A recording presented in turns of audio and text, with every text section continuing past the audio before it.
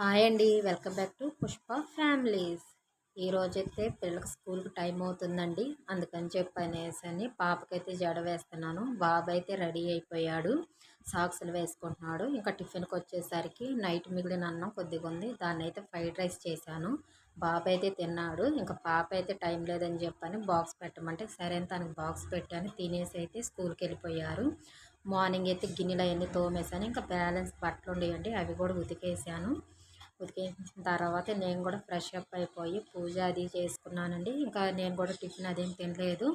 ఇంకా మిగిలిపోయిన రైస్ కొద్దిగా ఉంది, ఇంకా నేను కూడా అది వేస్ట్ చేయడం ఎందుకులే అని చెప్పనేసి నేను కూడా ఇక అదే తింటున్నానండి. ఇంకా నెక్స్ట్ అయితే ఇంట్లో పనులన్నీ అయితే అయిపోయినాయి. ఇంకా వంట ఒకటి బ్యాలెన్స్ ఉంది, చెయ్యాలి. ఏం కూర ఉందామా అని చెప్పనేసి ఆలోచిస్తుంటే ఈరోజు అయితే ఇంట్లో పచ్చిమిర్చి, టమాటా, ఉల్లిపాయలు అయితే ఉండేయండి. ఇంకా వాటితో మిల్ మేకర్ కర్రీ చేద్దాం అనుకున్నాను. ఇంక ఈలోపు ఒక గిన్నె తీసుకొని ఆయిల్ వేసుకొని జీలకర్ర, ఆవాలు వేసాను.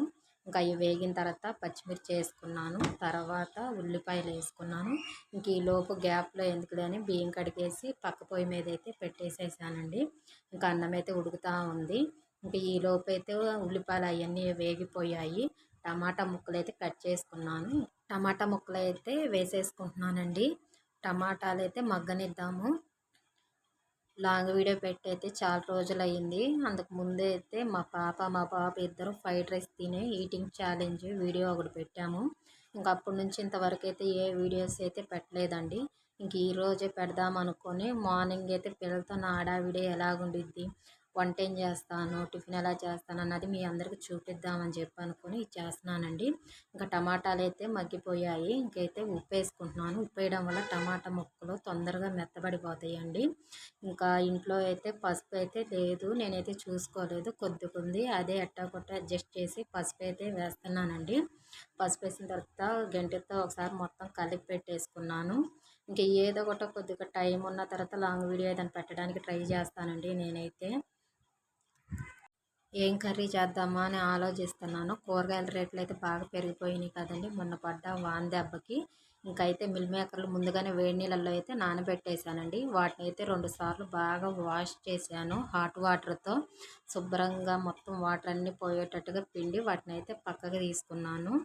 అవి మొత్తం తీసుకున్న తర్వాత కర్రీలు అయితే వేద్దాను. నేనైతే కార్తీక పౌర్ణమి కదండి, పూజ అయితే ఎలా చేసుకున్నారు? నేనైతే బాగా చేసుకున్నానండి. మార్నింగే వెళ్ళి శివాలయంలో ఒత్తులు అవన్నీ వెలిగించొచ్చాము, ఉపవాసం ఉన్నాను. ఇంకా సాయంత్రం అయితే పాలు పొంగలు పొంగించుకొని దేవుడికి అయితే దీపారాధన చేసి ఉపవాసం విరమించుకున్నాను. ఇంకా కర్రీ అయితే మగ్గిందండి, టమాటా ముక్కలు. ఇక వాటిలో అయితే కరివేపాకు వేస్తున్నాను. ఇంకా ఇంకా అప్పటికప్పుడు అల్లం వెల్లుల్లిపాయ దంచుకున్నాను, పేస్ట్ అయితే అయిపోయింది.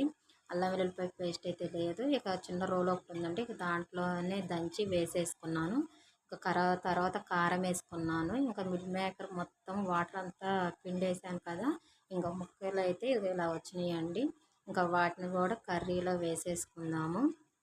ఇంకా దాన్ని అయితే గంటెతో మొత్తం ఒకసారి కలిపి పెట్టేసుకున్నాను. కూర అయితే అండి ఇది ఇలాగ వచ్చింది. దీంట్లో కొద్దిగా ధనియాల పౌడర్ వేస్తున్నానండి టేస్ట్ కోసం అయితే. తర్వాత దాంట్లో కొద్దిగా వాటర్ అయితే పోసాను, కొంచెం గ్రేవీగా ఉంటే బాగుండిద్ది అని చెప్పి అనేసి. లేకపోతే వాటర్ వద్దనుకున్నా ఏం పర్వాలేదండి, బాగానే ఉండిద్ది. మీకు కూడా మార్నింగ్ ఇలాగనే హడావిడిగా ఉండేది కదండి పిల్లల్ని పంపించేటప్పుడు. ఈ వీడియో మీకు నచ్చినట్టయితే లైక్ చేయండి.